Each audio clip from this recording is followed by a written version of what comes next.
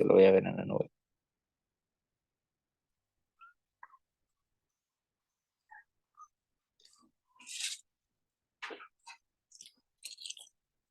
¿Ahora se ve? Sí, ahora sí. Sí, Ya. Sí, sí. sí se ve. Desde el comienzo, Axel, desde el comienzo. Del comienzo.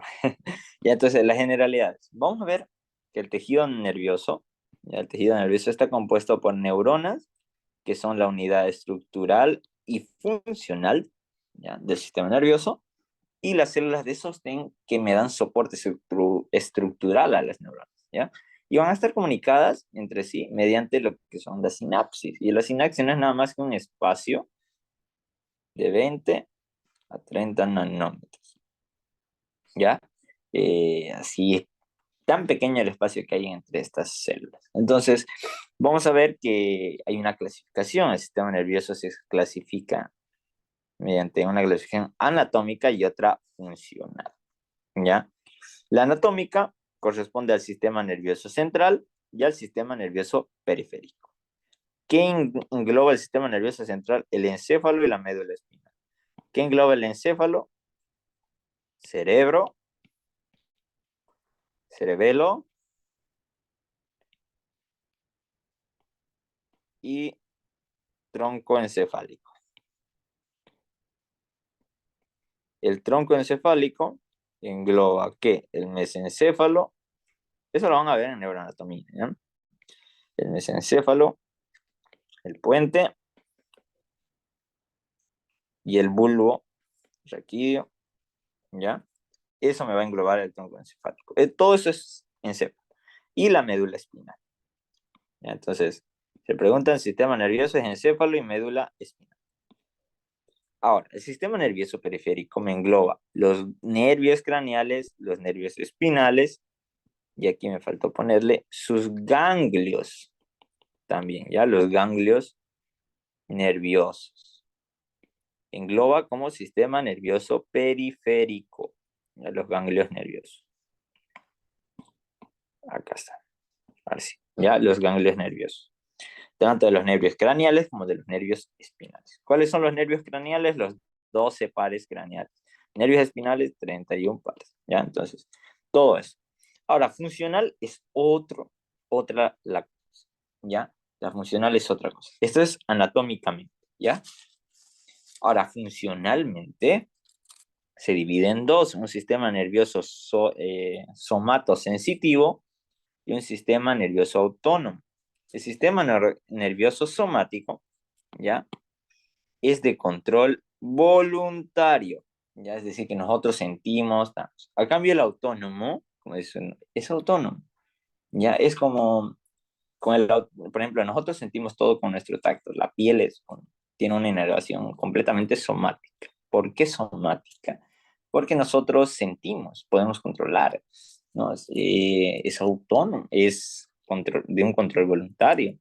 A cambio, el autónomo es involuntario. A ver, y si yo les digo, detengan su corazón, o dice, yo si esa, bueno, dicen, no, he escuchado ya a mis compañeros, si no me hace caso, yo me muero. Y nunca se moría, ¿no? Porque gracias a Dios, el control del corazón, pues es involuntario, ¿no? Porque imagínense, cuando están llorando ahí por su ex y todo, ay, volvé, entonces, todas esas cosas gracias al cielo, ya es de control autónomo, es decir, involuntario, no depende de nosotros. Si yo le digo detengan su corazón, no van a poder, detengan su estómago, no van a poder, ¿no? Es de control involuntario, por ende el sistema nervioso lo regula.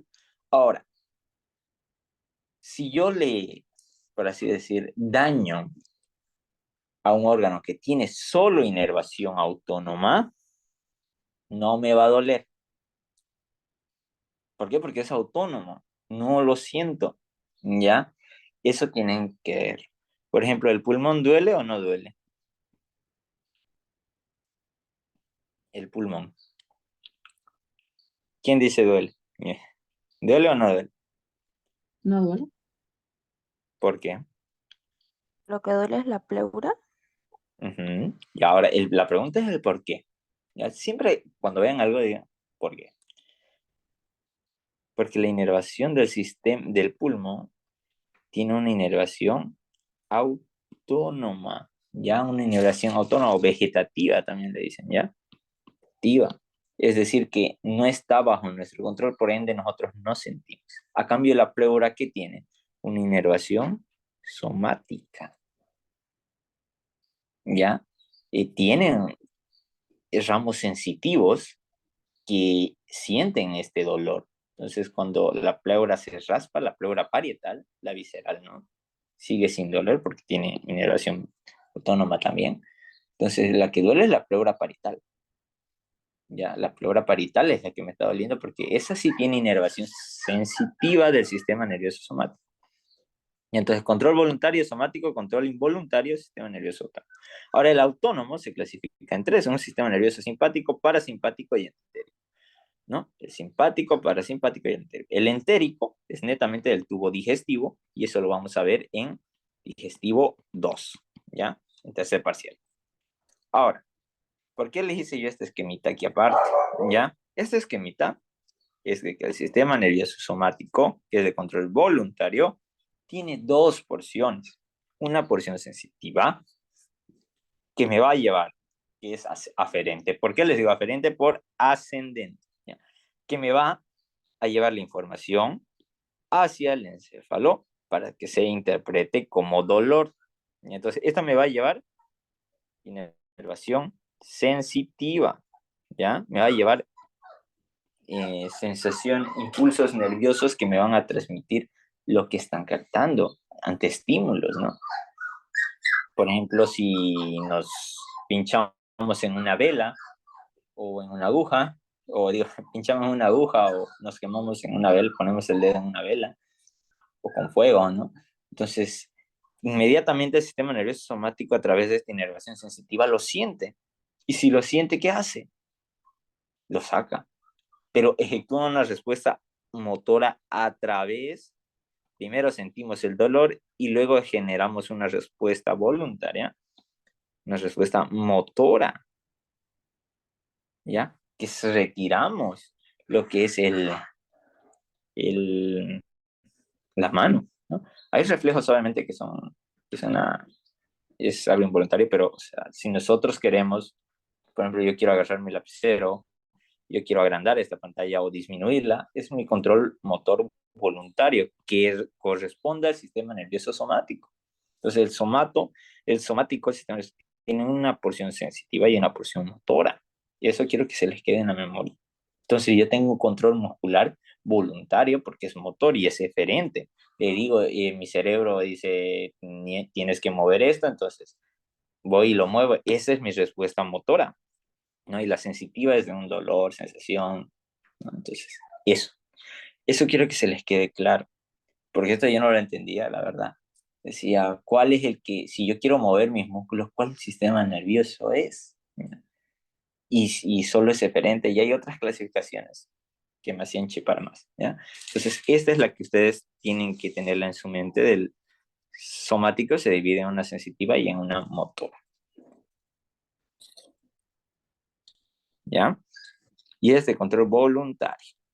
Eso quedamos clarín cornetas. Ahora, la neurona.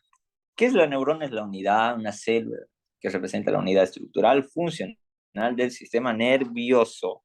Pregunta de examen, ¿ya? Entonces,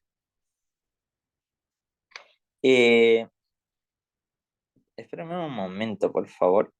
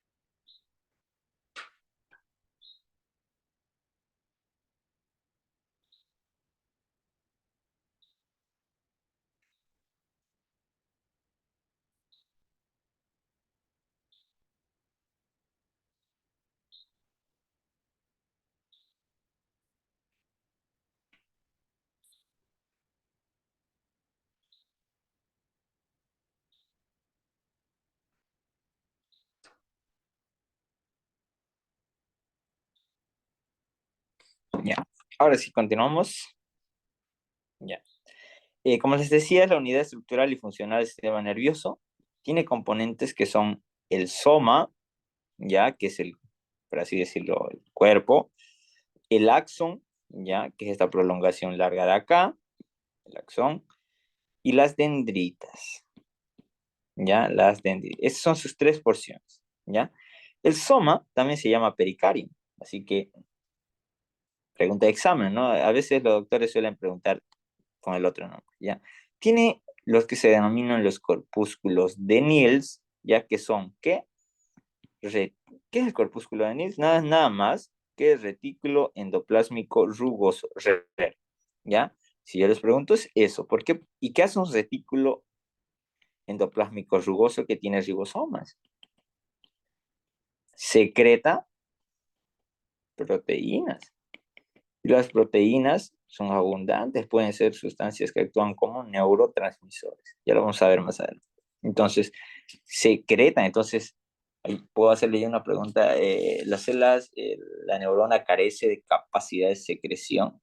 No, no carece, porque tiene corpúsculo, el retículo endoplasmático rugoso. Y si tienes retículo endoplasmático rugoso, pues secreta proteínas, secreta sustancia, está produciendo sustancia, sintetiza esa sustancia.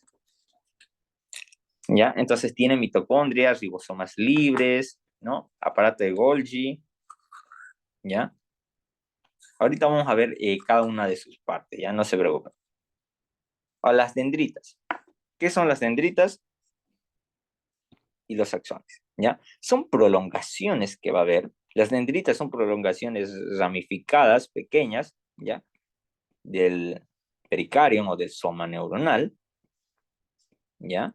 Que son múltiples, ¿ya? A cambio, el axón es una sola prolongación, ¿ya? Que llega a medir el axón, escuchen esto, hasta 2 metros de largo. Es uno, el axón es uno, ¿ya? Pero puede medir hasta 2 metros de largo. Entonces, miren, ¿no? Es bastante, demasiado, ¿no? Entonces, por ejemplo, miren, aquí hay un músculo esquelético, vemos la placa motora terminal, ya lo vamos a ver qué es. Entonces viene aquí, asciende, cuerpo neuronal, dendritas, ¿no? Entonces, el axón es tan largo que puede abarcar el sistema nervioso periférico central, o sea, 2 metros de largo, así que hay que tenerlo en cuenta. Entonces, estas son evaginaciones ramificadas y esta es una sola invaginación, ¿no? Una evaginación prolongada. Esas son las partes que hay en lo que es una neurona. Ahora, entre lo que es el axón y el cuerpo neuronal, hay una región que se denomina el cono axónico o zona de gatillo, que es donde se origina el impulso nervioso, ¿ya? El impulso nervioso. Ya que lo vamos a ver ahorita qué es un impulso nervioso y todo eso, ¿ya? Categorías de las neuronas, vamos a ver que hay neuronas que son sensitivas, motoras y interneuronas, ¿ya? Entonces, ¿qué es una neurona sensitiva? Que me va a actuar como un receptor. ¿Por qué? Porque lleva los impulsos desde la periferia, desde los receptores, al sistema nervioso central, ¿ya? Y se las llama fibras aferentes. Todo lo sensitivo es aferente, es decir, que asciende. Entonces, aquí tengo mi receptor, aquí está mi cerebro, asciende al cerebro, ¿ya? Y el cerebro genera hay interneuronas, ¿ya? Que me conectan con las neuronas motoras. Este es mi efector, ¿ya? Entonces, las interneuronas comunican a las neuronas sensitivas con las motoras. ¿Y las motoras qué hacen? Generan impulsos desde el sistema nervioso central hasta las células efectoras. Entonces, si nosotros dibujaríamos, ¿ya? Es sensitivo, asciende y está conectado por las interneuronas, ¿ya? Y aquí desciende, ¿ya? Y aquí sería así, ¿no? Una flechita hacia arriba y así se va conectando. Esas son las categorías de las neuronas, ¿ya? Y estas a su vez se pueden clasificar por sus evaginaciones. Ya lo vamos a ver ahorita, ¿ya? Entonces las neuronas, también, esta es por su funcionalidad de las neuronas, ¿ya? Por su funcionalidad, es una clasificación de su funcionalidad, ¿ya? Sensitivas, motoras e interneuronas. Pero también se clasifican por la cantidad de evaginaciones. Ya, por ejemplo, vemos una neurona multipolar. Ya, ¿qué es una neurona multipolar? Es que tiene un solo axón y múltiples dendritas. Es decir, una neurona prácticamente normal, que es la que hay en casi todo el cuerpo. Después vemos las las bipolares. ¿Qué me quiere decir una neurona bipolar? Que tiene, miren, los axones y sus dendritas. Y no hay casi dendritas, miren, ¿no? Esta es una bipolar, ¿ya? Y luego vemos a las pseudo unipolares, ¿ya? Que en sí, miren, esta es una bipolar porque tiene dos. En su cuerpo sale una aquí y sale otra acá. Esa es una bipolar. Y las pseudo unipolares, miren, es solo uno. Pseudo significa falso, es solo uno y recibe sus dendritas. Entonces, el axón, ¿no? Sus ramificaciones del axón, pero esto, ¿ya? Y no hay dendritas, miren, no hay dendritas. Entonces, eso es lo que nos caracteriza, lo que caracteriza a cada una de estas neuronas. Ahora, eso sí, lo que tenemos que saber de esto en sí es la ubicación de cada una de estas neuronas, ya que suele ser preguntado, sí, ¿ya? Por ejemplo, las neuronas multipolares, ¿dónde se van a encontrar? ¿Quién sabe? Medio punto. Como sí, puede repetir la pregunta, no se escuchó bien. Las neuronas multipolares, ¿dónde se encuentran?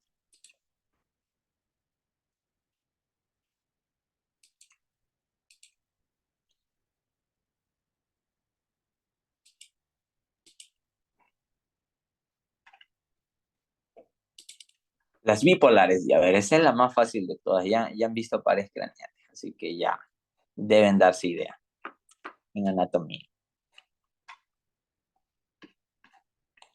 ¿Quién se acuerda del origen real del nervio óptico?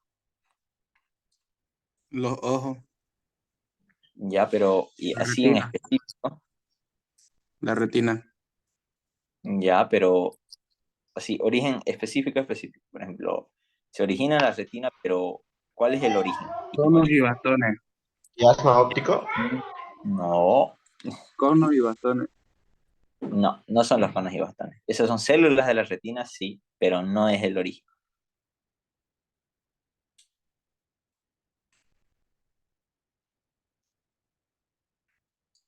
¿Se rinden? Ya, ya se rinden. Ya, se las voy a escribir aquí. Las multipolares generalmente son motoras, ¿ya? Pero están en todo ahí, ¿ya? Y sensitivas, están en casi todo el cuerpo, todo el cuerpo. Las bipolares, ¿ya? Están los sentidos, ¿ya? En los órganos especiales que lo dicen los libros, ¿ya? ¿Por qué les digo esto? ¿Cuál es el origen real del nervio óptico? Células bipolares de la retina. Esas son neuronas. Células bipolares. ¿Ya? Lo mismo en el olfato. Células bipolares que están en la cavidad nasal. Entonces son células bipolares, es decir, que tienen dos axones, ¿ya? Y las pseudounipolares se encuentran, ¿ya? Estas son más que todo, a ver, estoy confundiendo, a ver. Estas están en neuronas, en las multipolares son motoras, las bipolares están en los sentidos y las pseudounipolares son sensitivas, ya son sensitivas. Entonces se encuentran específicamente en los ganglios nerviosos, ¿ya? Los ganglios nerviosos. Incluso en los ganglios nerviosos se encuentran en los espinales y en los craneales, ¿ya? Entonces, esa es la pregunta de examen.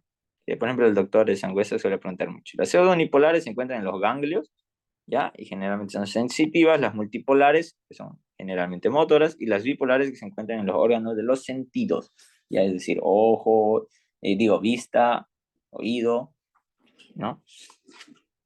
Olfato, ¿no? Entonces, ahí vamos a ver. ¿Ya? Entonces, eso tienen que sabérselo de memoria, ¿ya? Los multipolares, generalmente motoras, y las otras como sensitivas, ¿ya? Generalmente. Ahora, organización del sistema, de la histología del sistema nervioso periférico, ¿ya?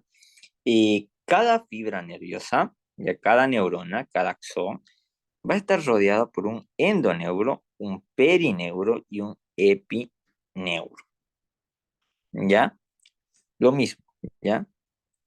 ¿Qué es, qué es cada uno de estos? Tejido conectivo o conjuntivo, ya que va a estar rodeando una fibra, el perineuro, ¿no? El endoneuro me rodea una fibra nerviosa, es decir, el otro me rodea a un grupo de fibras, ¿ya?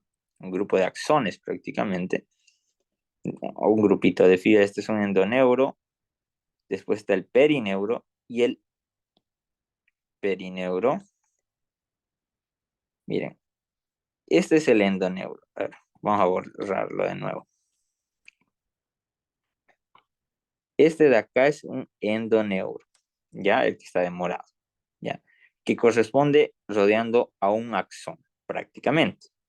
Después está el perineuro que me va a estar rodeando a una fibra nerviosa. ¿Y qué es una fibra? ¿Qué es un nervio prácticamente? Pues va a ser conjunto de axones, ¿ya? Entonces, ahí vemos un nervio.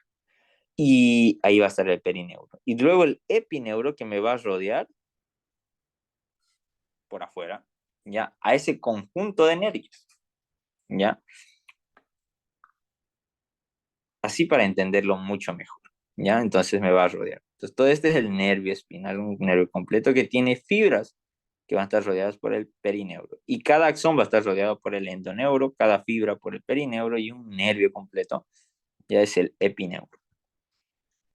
Un nervio ya grande, completo. Por ejemplo, esto es un nervio espinal, ¿ya? Entonces, ¿cómo vamos a ver la organización?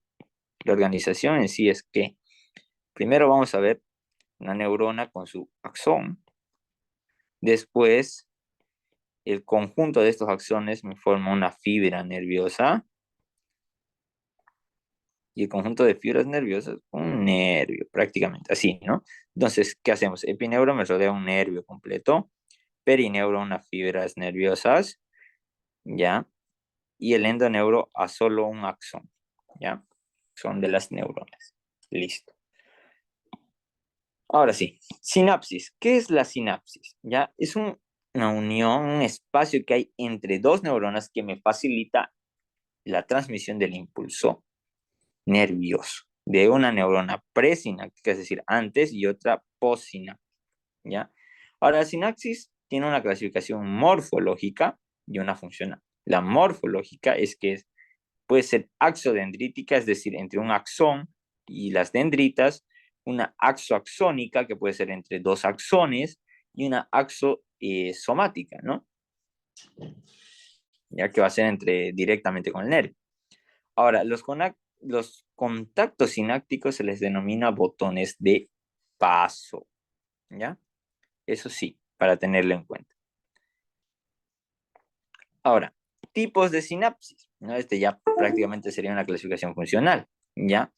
Es por el mecanismo de conducción, es decir, cómo se conducen los impulsos eléctricos, es cómo se genera un potencial de acción, ¿ya? Entonces, aquí hay dos, que es la sinapsis química y la sinapsis eléctrica, ¿ya? Esta es una neurona antes de una sinapsis, esta es la sinapsis, y esta es una neurona que está después, que se va a denominar postsináptica, ¿ya? Entonces, una sinapsis química lo hace a través, ya, escuchen bien, de sustancias químicas como neurotransmisores, ya que es una proteína, puede ser proteína diferente, ya lo vamos a ver qué son los neurotransmisores, ya. Pueden ser lípidos, son diversas moléculas que me actúan llevando información y que van a actuar sobre sus receptores, Entonces el neurotransmisor, miren, se libera de una neurona presináptica, llega a su receptor y se une y genera una respuesta. ¿Ya? Entonces, es decir, puede estimular o inhibir. Entonces, ¿qué es una sinapsis química? Es aquella que está dada mediante la secreción de neurotransmisores, ¿ya? Que pueden excitar o inhibir a la próxima neurona, ¿ya? Entonces, miren, podemos ver a diferentes neurotransmisores como la acetilcolina, noradrenalina, adrenalina, dopamina, serotonina. Estos son los que excitadores, ¿ya? Son excitadores de las neuronas postsinápticas, ¿ya? Excitadores. Ya es que me van a estimular, es decir, van a incrementar, van a generar una respuesta por parte de la postsináptica. A cambio, estas son que generan impulsos nerviosos postsinápticos inhibitorios, ¿ya? Como el GABA, la glicina, ¿ya? Que son inhibidores, ¿ya? Eso en lo que es sinapsis química, ¿ya? Sinapsis eléctrica, ¿ya? Se da por uniones GAP, uniones en hendidura. ¿Ya se acuerdan? Por eso hemos visto, y yo les dije que se pasen bien tejido epitelial. ¿Por qué? Porque vemos este tipo de uniones. ¿Por qué se caracterizaba una unión en hendidura? ¿Quién se acuerda? Por eso es importante saber cómo es. Las uniones en hendidura se caracterizaban por formar canales iónicos. Si lo dibujaríamos así, bueno, no soy buen dibujante. Acá, acá, acá, ¿no? Formaban dos semiconductos directamente, ¿ya? Y entonces permiten el paso de moléculas pequeñas e iones, ¿ya? Entonces, ¿qué hace? La neurona presináptica libera pequeños iones, ¿ya? Que pueden estimular o inhibir a la otra neurona. Entonces, esta se da a través de uniones y esta se da a través de la liberación de neurotransmisores. Esa es la diferencia, ¿ya? Entonces, eso es lo que quiero que entendamos. Ahora, en lo que es el impulso nervioso, vamos a ver que hay sistemas de transporte axonal. Y hay un transporte anterógrado y un retrógrado. El anterógrado va desde el soma hacia la periferia y el retrógrado desde el axón terminal hacia las dendritas. Mira, anterógrado ya es desde el soma, es decir, desde las dendritas, vamos a digar, desde acá hacia acá. Eso es anterógrado, ¿ya? Y retrógrado es esto de acá, que viene hacia acá, ¿ya? Es decir, desde el axón hacia el soma. Y este es desde las dendritas, este es el anterógrado, hacia el axón, ¿ya? Esto es importante porque va a estar mediado por estas proteínas, que es la cinesina, y el retrógrado por las dineínas, ¿ya? La velocidad del desplazamiento, ¿ya? Depende por qué el sistema de transporte va, y hay un lento y un rápido, ¿no? El lento va desde el soma al botón terminal, ¿ya? A 2 a 4 milímetros por día, ¿ya? Y es solo anterógrado. El rápido tiene ambas direcciones, va de 20 a 400 milímetros al día, y es de anterógrado y retrógrado, puede ser de las dos, ¿no?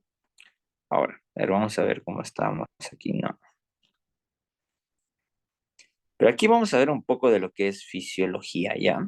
Para que entendamos todo esto.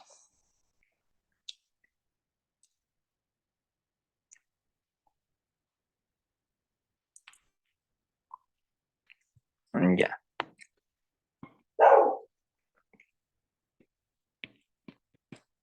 ¿Qué es un potencial de acción de una neurona? ¿Ya? Simplemente son cambios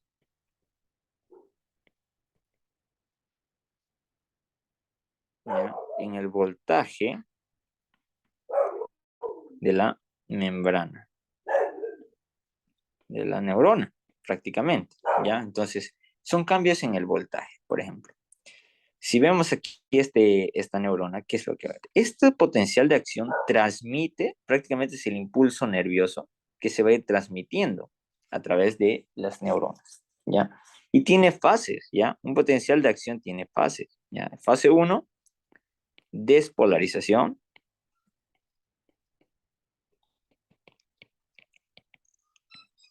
Ya en el que, ¿qué sucede? Ya de despolarización, prácticamente es cuando se genera el impulso nervioso, ya tiene una fase de repolarización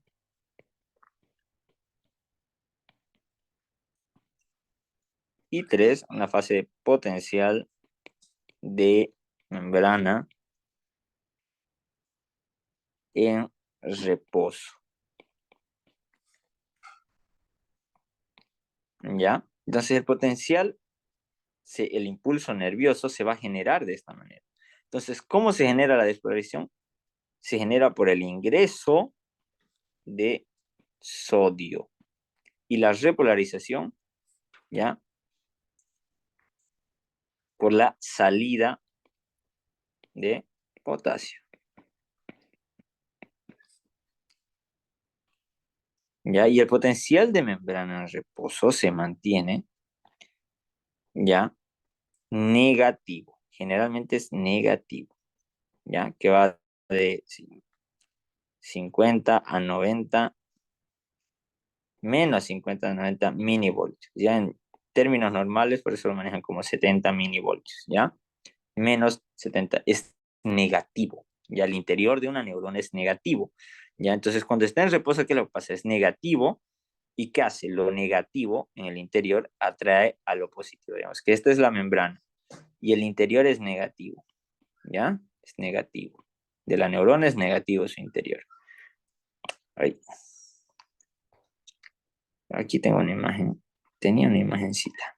Déjenme ver un cachito.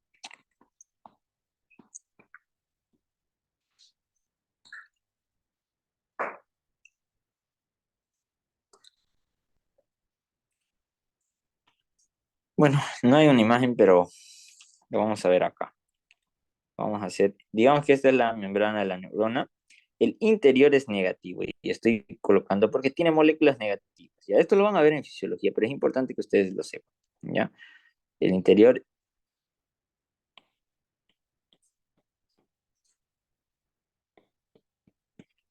es negativo y el exterior es positivo. ¿Ya? Ahora, el sodio, una molécula de sodio está afuera. ¿Qué es lo que hace? Va de hacia adentro, de afuera hacia adentro. Entonces hace positivo al interior, ¿ya? Es que decir que lo despolariza, hace más positivo el interior, hace positivo, lo hace más negativo, perdón, ¿no? Entonces, menos negativo, perdón. Entonces, ¿qué hace? Ingresa el sodio, ya, dentro de la célula, este se hace menos negativo hasta hacerse positivo, y a eso se llama despolarización, que es el ingreso del sodio y donde el interior de la membrana de la neurona se va a hacer hasta positivo, ¿ya? Después de hacerse positivo, ¿qué es lo que pasa? Se hace tan positivo, se hace positivo, positivo, que y ahí ya se está transmitiendo el impulso nervioso. Entonces, ¿qué es lo que sucede? En el interior también hay moléculas positivas, entonces hay una salida de potasio, ¿ya? Aquí hay moléculas negativas y positivas, ¿ya? En el interior. Pero como entró tanto positivo, porque aquí predominaba lo negativo, entró tanto, genera una salida de potasio, ¿ya? ¿Para qué? Para mantener este interior de nuevo negativo. Y así es como se hace negativo, ¿ya? Pero si hiciéramos eso, digamos, es que sacaríamos el potasio, ¿cómo es que volvería a entrar? ¿Cómo se restablece este potencial de membrana en reposo para que vuelva a ingresar el sodio?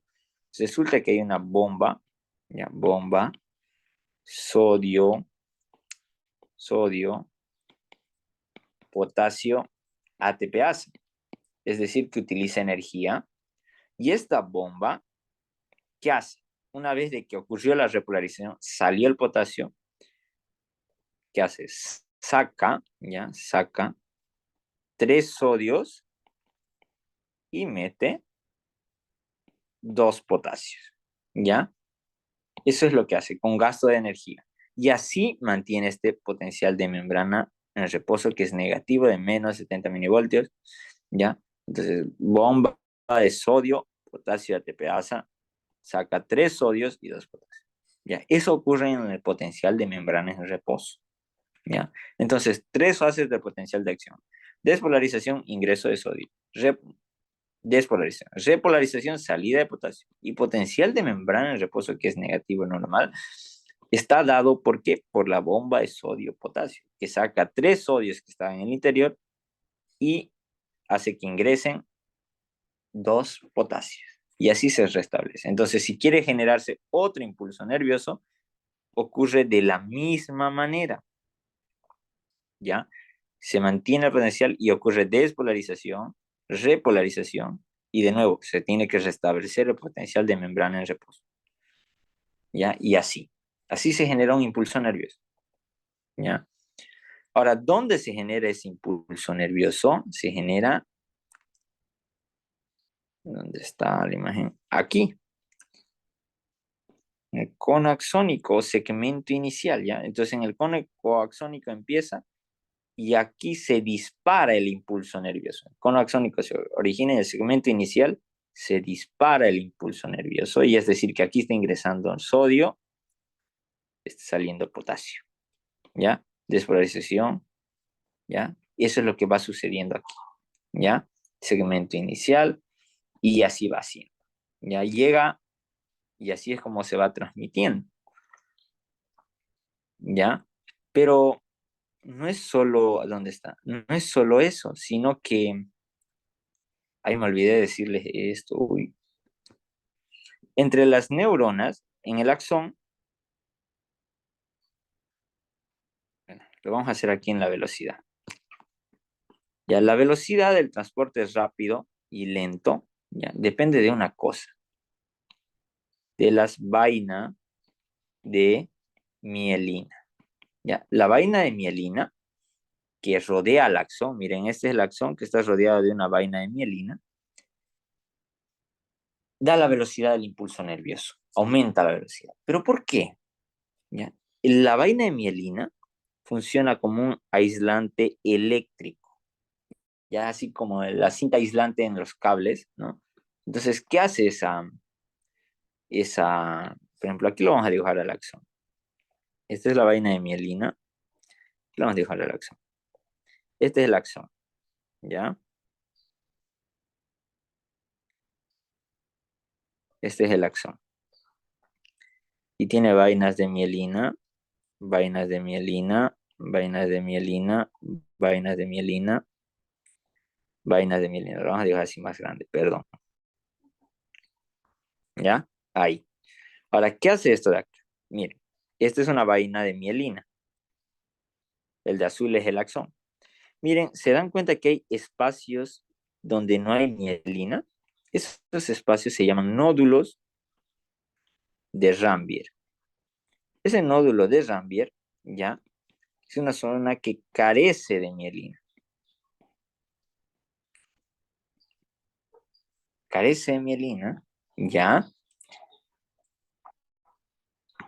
Pero, al carecer de mielina, ¿ya? Tiene abundantes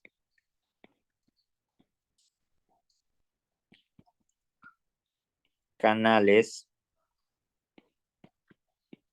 de sodio y potasio, ¿ya? Eso tiene un nódulo de Rambier. Carece de vaina de mielina, pero tiene abundantes canales de sodio y potasio. En cambio, la vaina de mielina, ¿ya? Prácticamente casi no tiene canales de Na y potasio. Entonces, ¿por qué la vaina de mielina me acelera la conducción del impulso nervioso? ¿Ya? Porque si vemos aquí, la vaina de mielina, al estarme rodeando el axón, ¿ya? Estarme rodeando esta parte de acá, esto de acá, al estarme rodeando el axón, como no tiene canales de sodio, potasio, entonces el sodio que está aquí no ingresa aquí. ¿Y qué hace el impulso nervioso que sale aquí del segmento inicial? Hace esto. Llega al nódulo de Rambier y salta a este nódulo de Rambier. Y salta al siguiente. A esto, donde el impulso nervioso salta, se le llama como conducción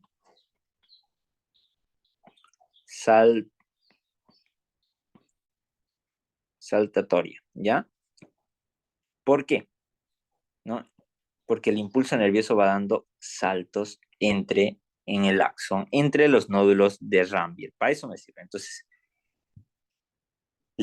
¿cuál es la función de la vaina de mielina en el axón? Acelerar la conducción del impulso nervioso. Pero la pregunta es, ¿por qué? Porque no tiene canales de sodio y potasio para que haya despolarización. Miren, hemos visto que el impulso nervioso se genera una despolarización, es decir, tiene que haber un ingreso de sodio y una repolarización que es una salida de potasio para que se restablezca. Y el impulso va a ir avanzando, ¿ya? El impulso va a ir así. Pero eso no ocurre en la vaina de mielina. Entonces, a corta distancia, ¿no? Entonces, el impulso solo puede despolarizarse y repolarizarse aquí, en los nódulos de Rambier. ¿Por qué? Porque tiene canales abundantes de sodio y potasio, que permiten el ingreso de sodio y la salida de potasio para restablecer. Entonces, ¿qué es lo que va pasando? Eso viene acá y viene acá. Y así es lo que va pasando. Ya eso es lo que quiero que entiendan. Que la vaina de mielina me acelera la formación del impulso nervioso, pero porque no tiene canales de sodio y potasio. ¿Por qué es eso? Porque no tiene canales de sodio y potasio. ¿Ya? ¿Alguna duda hasta aquí?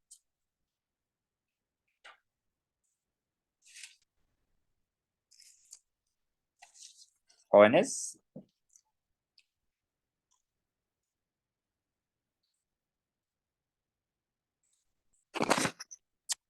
Sí, una pregunta. Entonces, ¿los impulsos nerviosos siempre se conducen de nódulo de Rambier a otro nódulo de Rambier?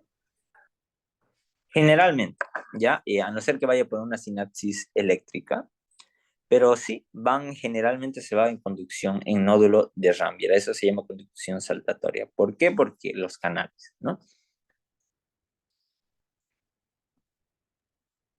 Ya van haciendo Así es, esto. así es.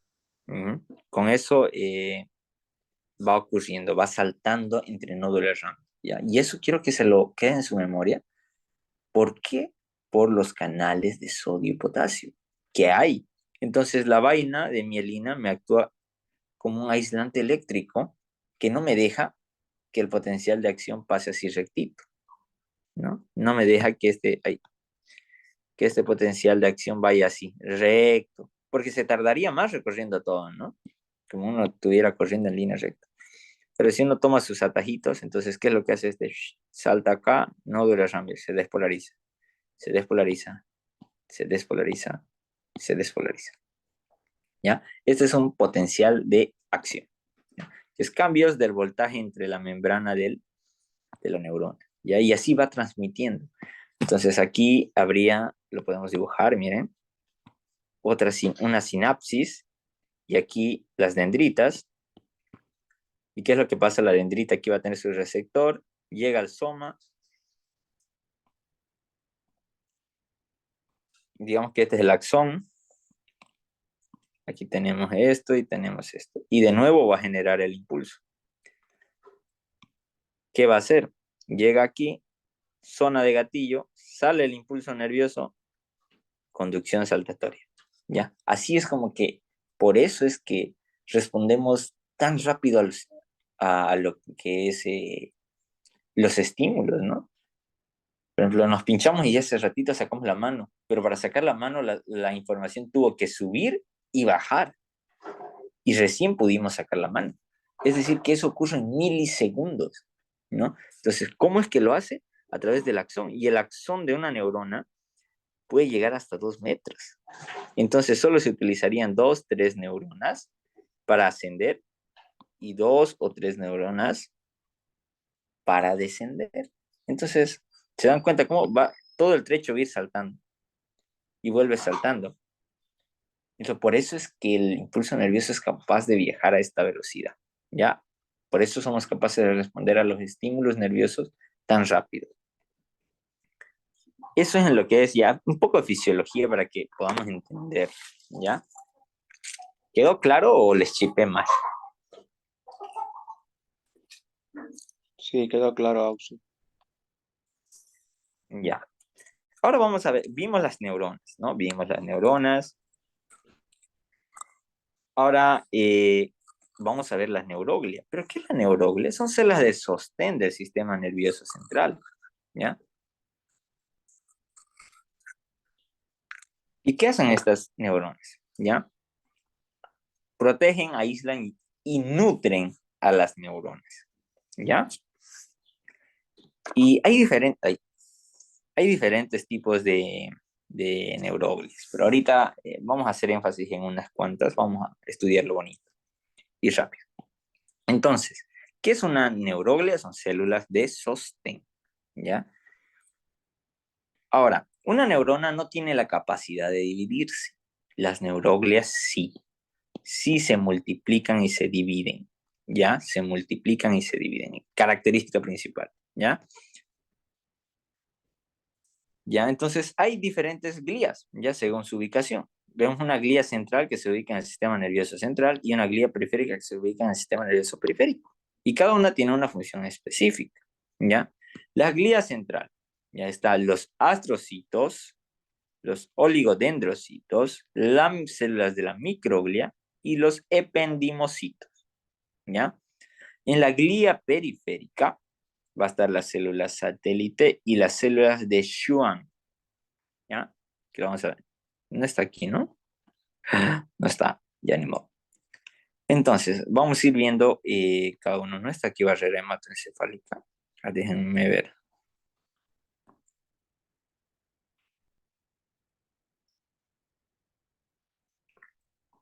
No, no está. Vamos a hacer de nuevo esto. Uy, me faltó aquí. Ya, entonces vamos a hacer esto. Entonces vamos a hacer aquí la glía. Aquí vamos a hacer glía central. Y en la glía central, vamos a ver astrocitos. Vamos a ver oligodendrocitos. Vamos a ver células de la microglia. Y vamos a ver ependimocitos.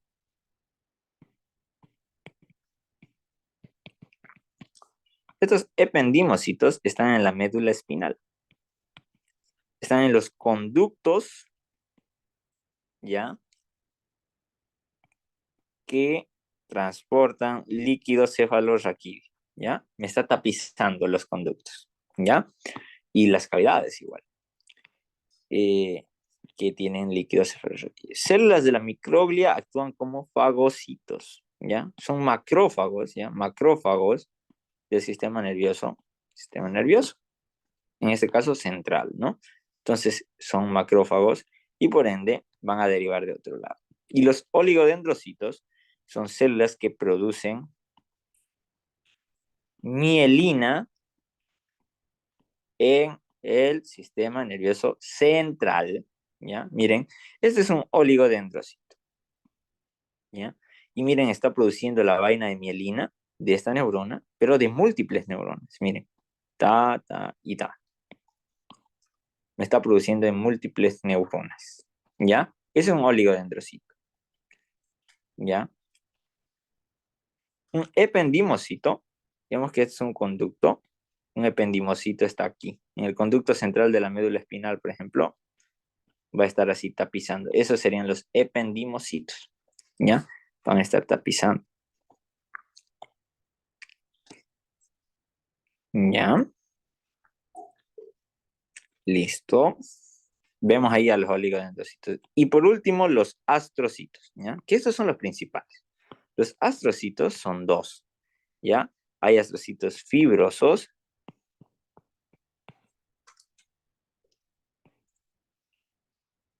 ¿Ya? Estos son los más importantes, los astrocitos. ¿Por qué? ¿Ya?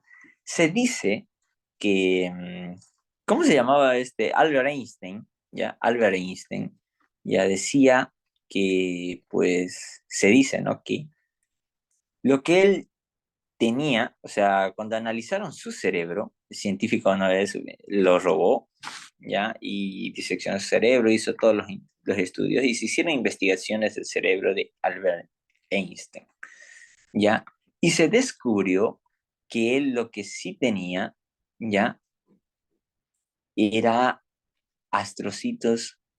Lo único que tenía diferente a todos los cerebros de los humanos era la cantidad de astrocitos, ¿ya? Tenía 10 veces más astrocitos de lo normal, ¿ya? Y los astrocitos son los, a ver, vamos a verlo aquí. Uno de los primeros, los protoplasmáticos, protoplasmático y los fibrosos, ¿ya? Los protoplasmáticos se conectan, van a estar en contacto, ya van a llegar a lo que es la sustancia gris del encéfalo. Y los fibrosos van a llegar a la sustancia blanca. ¿Qué es la sustancia gris? ¿Y qué es la sustancia blanca? ¿Ya? Entonces la sustancia gris es la capa que está, digamos, es del cerebro, que está en el exterior, y la sustancia blanca es la que está en el interior, ¿ya? Entonces, el astrocito, ¿qué hacía? Este es un astrocito protoplasmático. Sus evaginaciones llegaban a la sustancia gris, pero el fibroso llega hasta la sustancia blanca, ¿ya? Eso es lo que tenemos que saber. Entonces, los astrocitos, ¿ya? Y más los astrocitos fibrosos en este caso, ¿ya? Y por eso lo puse acá. Los astrocitos fibrosos más el endotelio de los vasos sanguíneos, esas dos cosas me forman la barrera hematoencefálica. Esta barrera hematoencefálica no deja pasar cualquier sustancia, ¿ya? Aquí está la barrera hematoencefálica.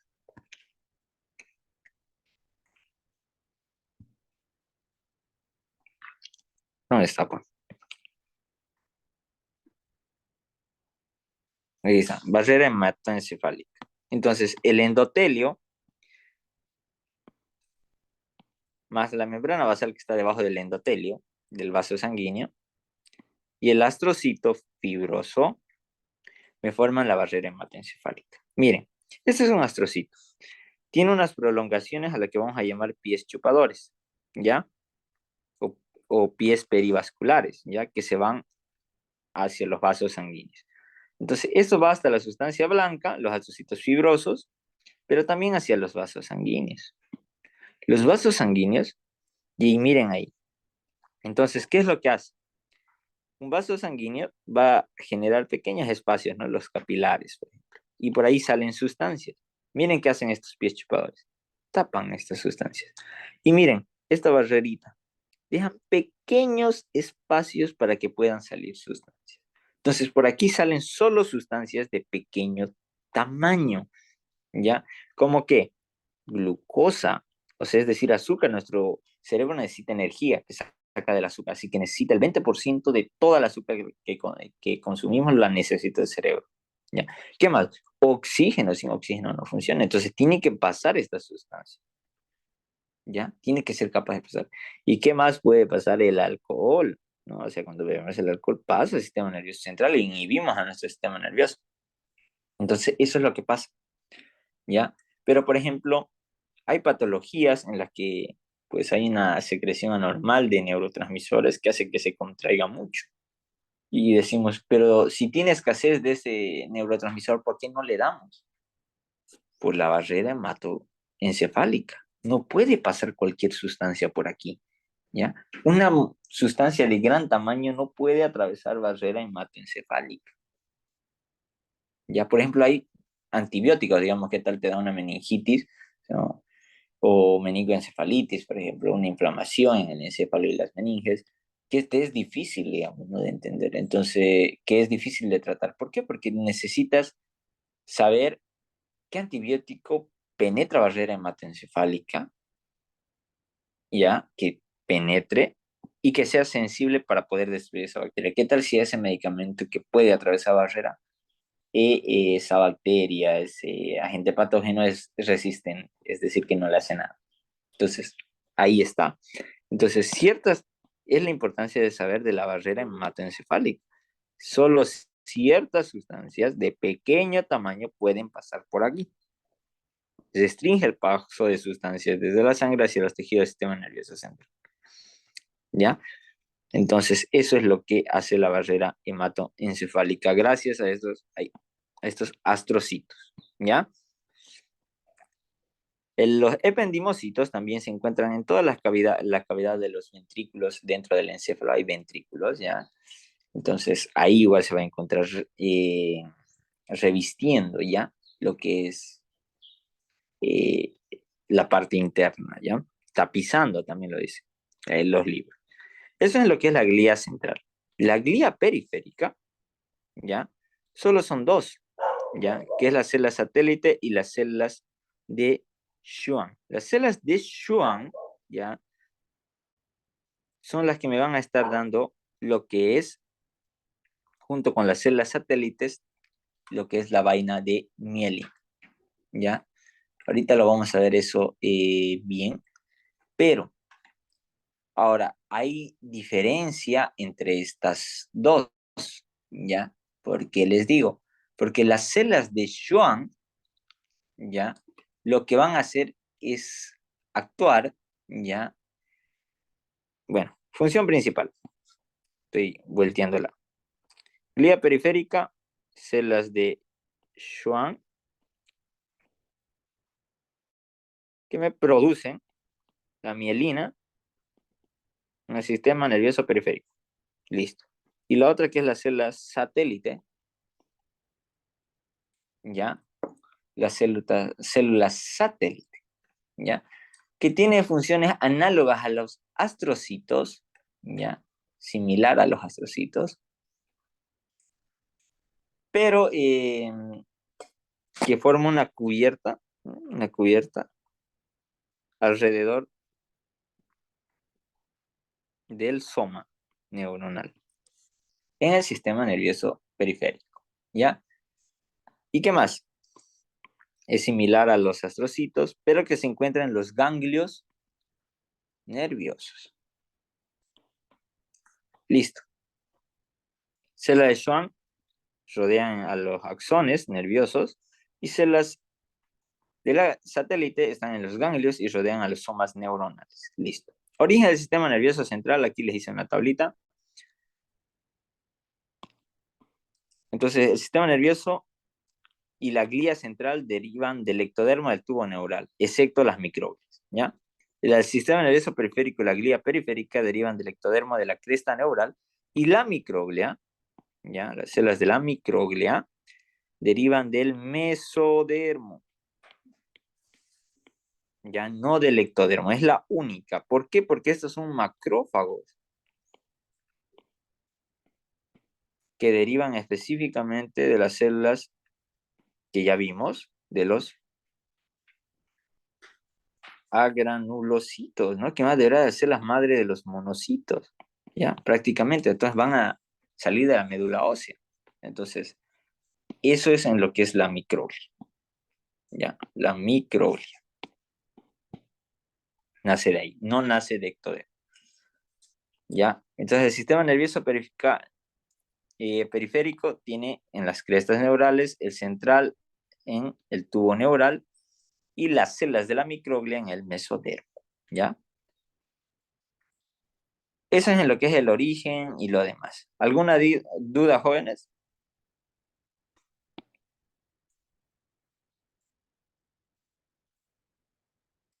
Ya. Ahora, el sistema nervioso autónomo se divide en un simpático, parasimpático y entérico. El simpático generalmente, ¿ya? Generalmente inhibe, excepto en el corazón. Y el parasimpático generalmente... No, ¿cómo es? Perdón. Vamos a repetirlo bien. El parasimpático estimula generalmente, excepto en el corazón, ¿ya? Excepto. Y el simpático inhibe, eso no se aplica a todo, ¿ya? Excepto en el corazón. Es como para guiarte, ¿ya? El corazón, el simpático estimula, ¿ya? Porque aumenta frecuencia cardíaca. Y el parasimpático inhibe al corazón porque me disminuye frecuencia cardíaca. Y en lo demás, pues va a generar lo contrario, ¿ya? Entre los reflejos que vamos a ir viendo. Entonces, vamos a ver que el sistema nervioso autónomo va a salir de ciertas porciones. Ya de la porción simpática es tóraco lumbar. Auxi, buenos días. Buenas, Disculpe, mi compañero dice si la puede aceptar, por favor. ya, Oringa lo aceptó.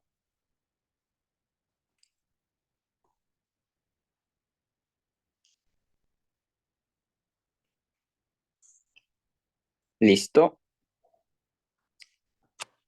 Ya, entonces, la adición del sistema nervioso autónomo, vamos a ver qué va a ser craneal, así ya en ubicación, ¿no?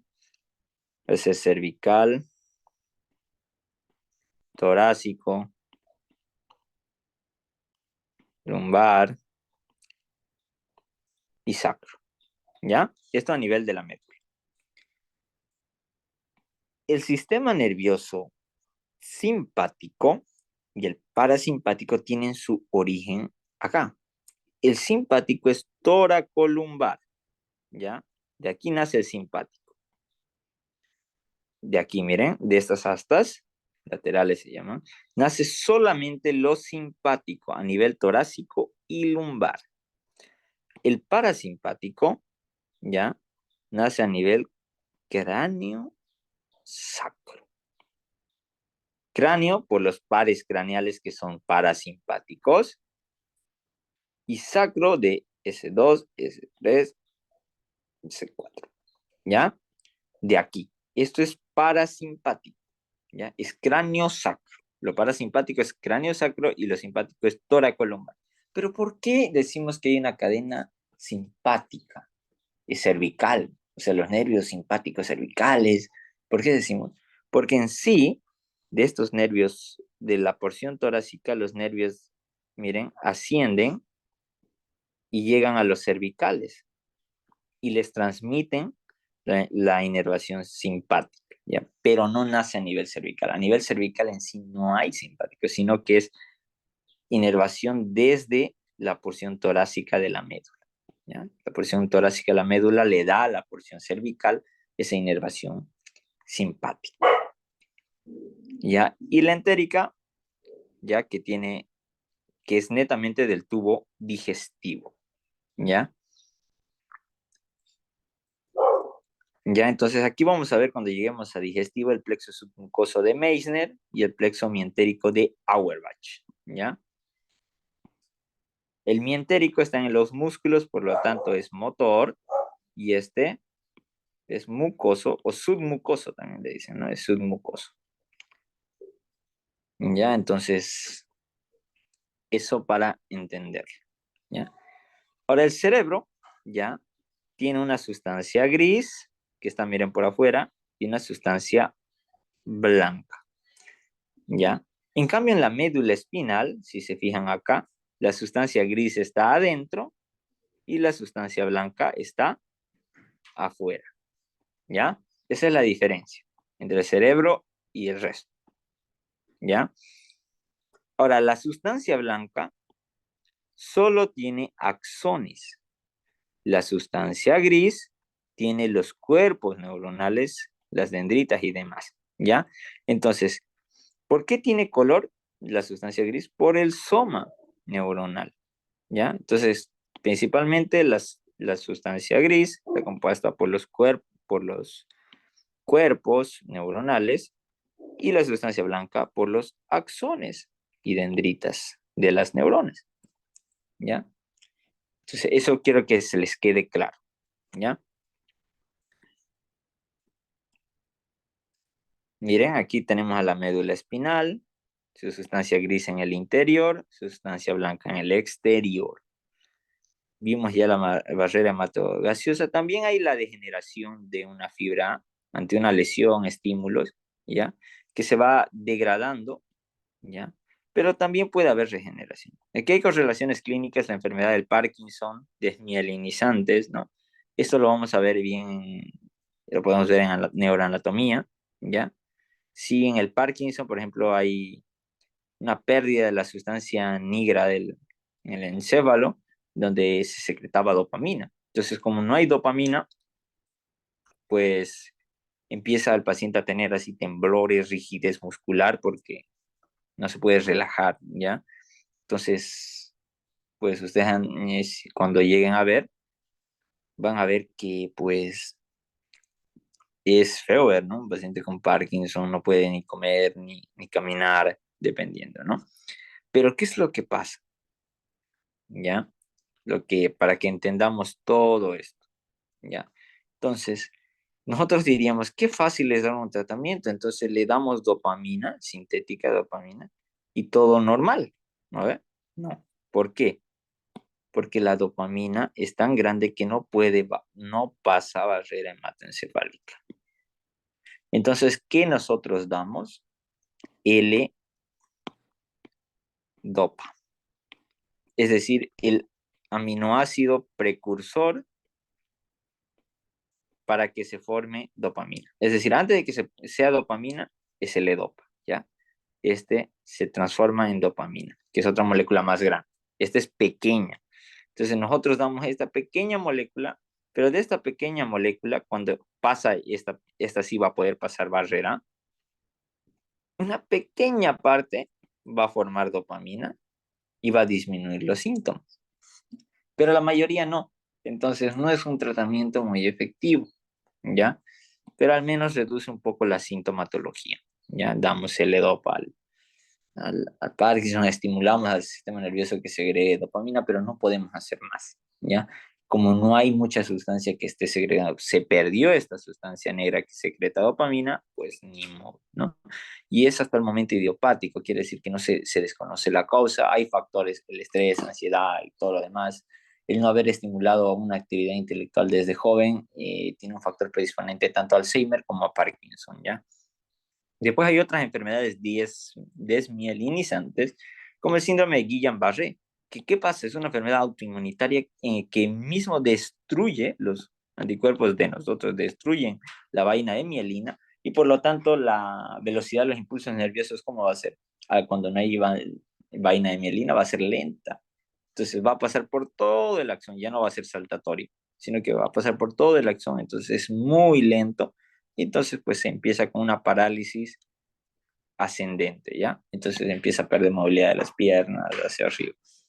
Ya es muy feita la enfermedad. Después vemos esclerosis múltiple, ¿ya? Que es ahí una destrucción de los oligodendrocitos, entonces no hay producción de vaina de mielina en el sistema nervioso central y ocurre lo mismo, ¿no? Igual es autoinmunitaria, va a haber en este caso parálisis descendente, ¿ya? Y estas son lo que vamos a ver a continuación. No es ¿dónde está? Aquí vamos a ver lo que ya es la parte práctica netamente. No es-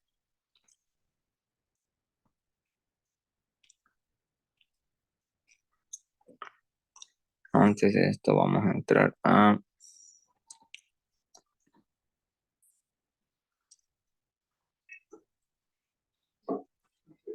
Qué raro que haya salido así. A ver si entro desde acá.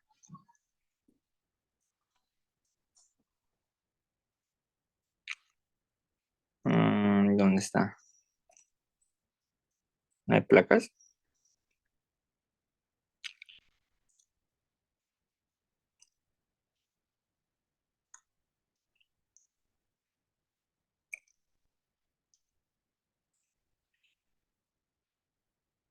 No.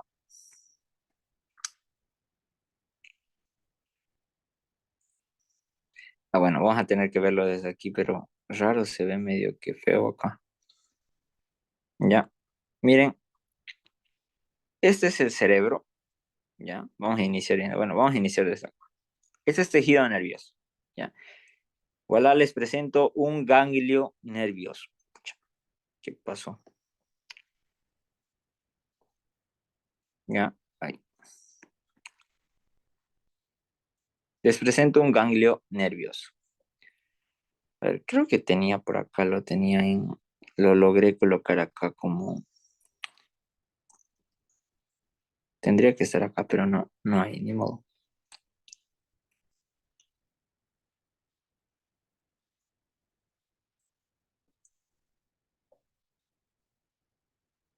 Ah, aquí está bonito, mira.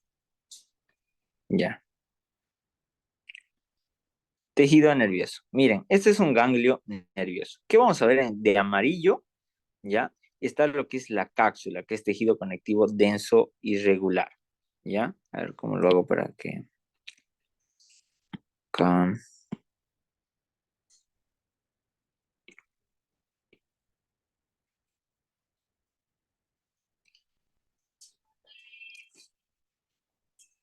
A ver si lo hago acá.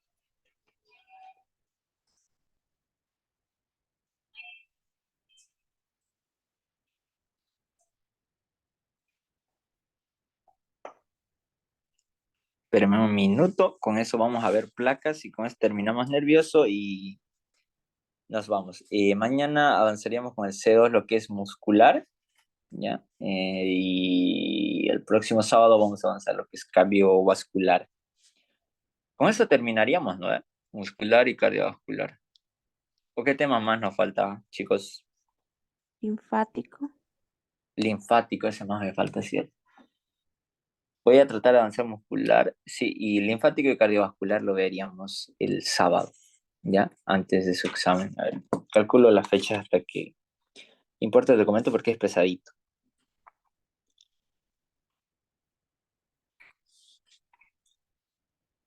Para que lo podamos ver bonito. A ver, el 11... Uy, ¿por qué salió así? Qué raro. No me gusta. Ya ni modo. Pero vamos a hacerlo así ahorita. Listo. Es un poco más cómodo. Ya. Entonces, aquí vemos, miren, de amarillo todo esto de acá. Es la cápsula, que es tejido conectivo denso irregular. ¿Ya? Después vamos a ver aquí las neuronas de los ganglios. ¿Qué tipo de neuronas eran los ganglios? Chicos, visto. Ahí están las preguntas de examen. Y eso yo se los voy a hacer a ustedes.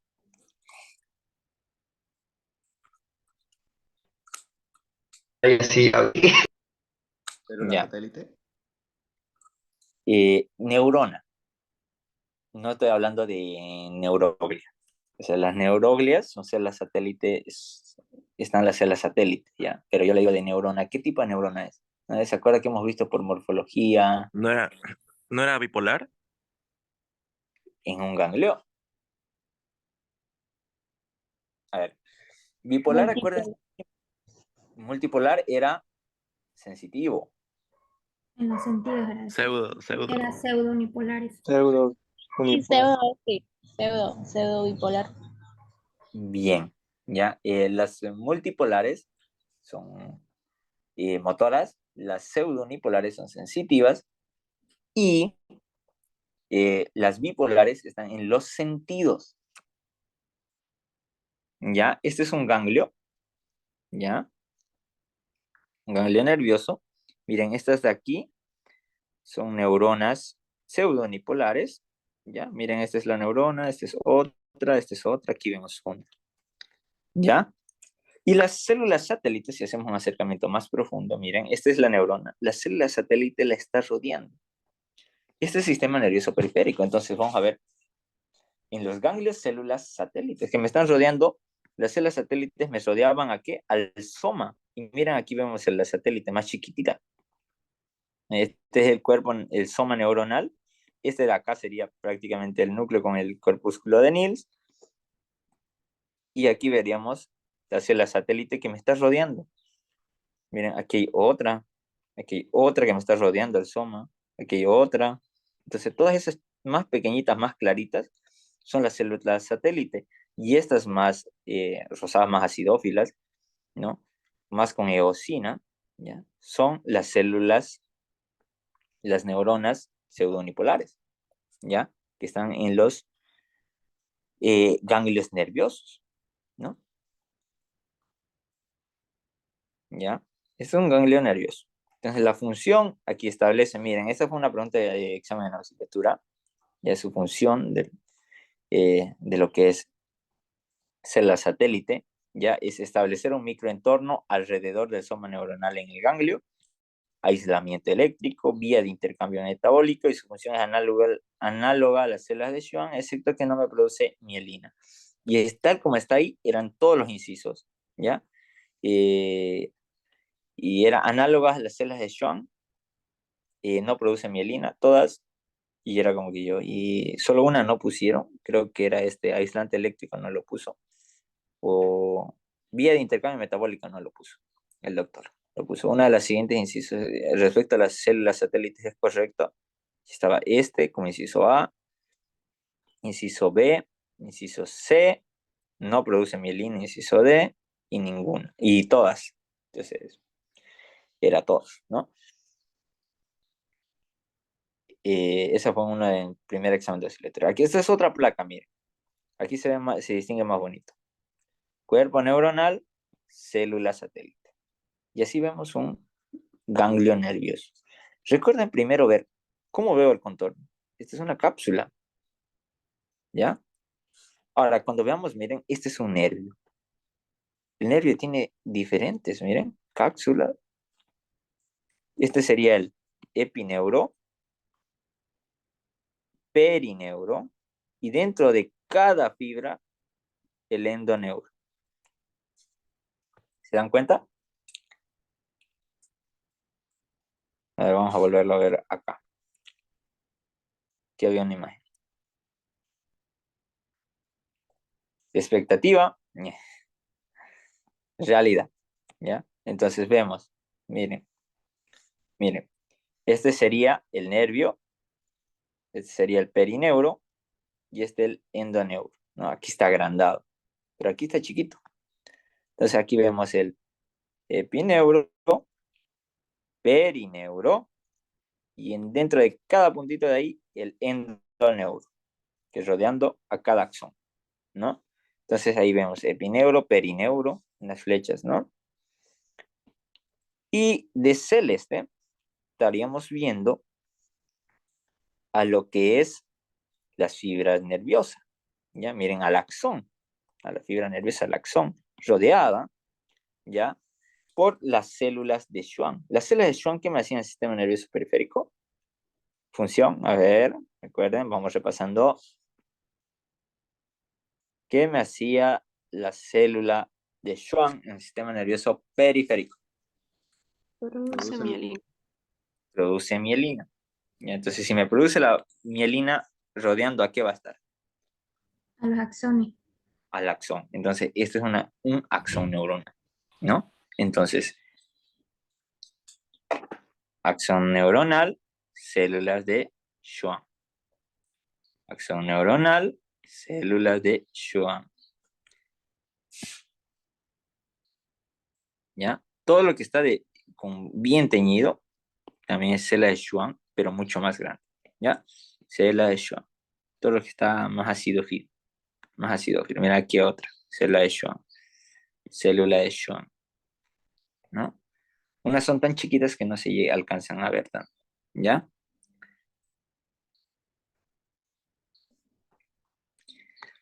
Ahora miren, este es un vaso sanguíneo.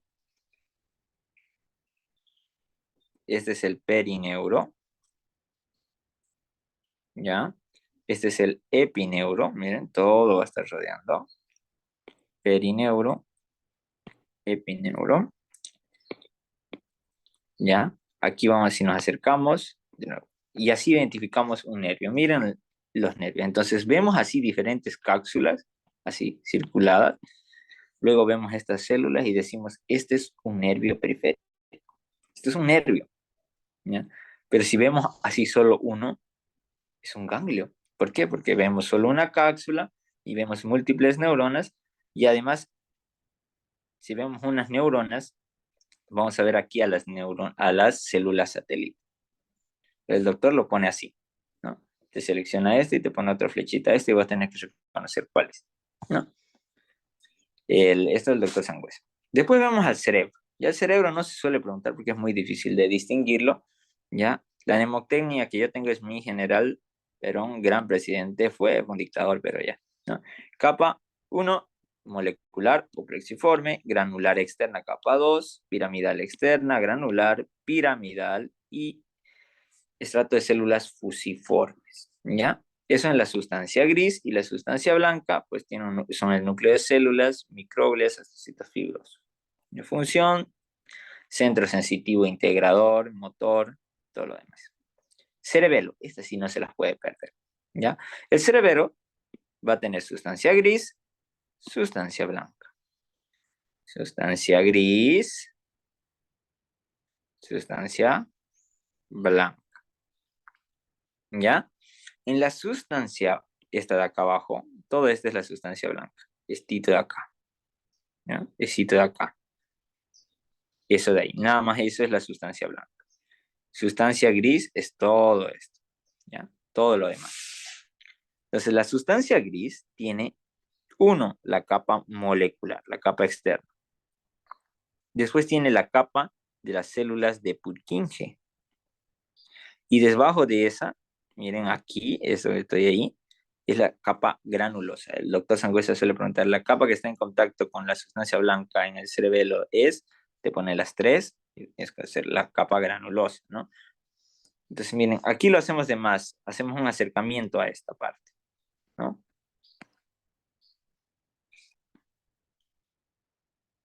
Capa molecular de las células de Purkinje, ¿ya? Y granular. Miren, ahí está una célula de Purkinje. Esta es una célula de Purkinje, una fibra de Purkinje. Y aquí está más grande, miren. Miren cómo es una fibra de Purkinje. ¿Ya? Esa es la capa de las células de Purkinje. Esta es médula espinal, ¿ya? Vemos la sustancia gris aquí adentro. Ya la sustancia gris. Y al centro vemos el conducto central de la médula del epéndimo. Miren. Y en el epéndimo, miren, quiero que vean esto. Está tapizada por células. Y miren aquí en las células de acá. Y el doctor así lo señala. El doctor Sangüesa. Estas células de aquí van a ser las células ependimarias que me tapizan lo que es las cavidades en el sistema nervioso, donde hay líquido cefalorraquídeo. Entonces aquí tenemos epitelio cilíndrico simple ciliado. Miren, ahí vemos los cilios. Con células ependimarias. ¿Ya? Células del epéndimo. Su función, pues actúa como una vía nerviosa en lo que es la médula, ¿no? Función del órgano. Reflejos, funciones vegetativas, y esta, la del conducto, es transportar el líquido cefalorraquídeo, ¿ya? Eso es en sistema nervioso, en lo que es placas histológicas, ¿ya? Entonces, ya vimos la teoría y vimos lo que es la práctica. Entonces, hasta aquí veríamos hoy. Mañana veremos lo que es... no mañana, sí, con el C2 veríamos mañana muscular. Y el próximo sábado estaríamos viendo el próximo temario.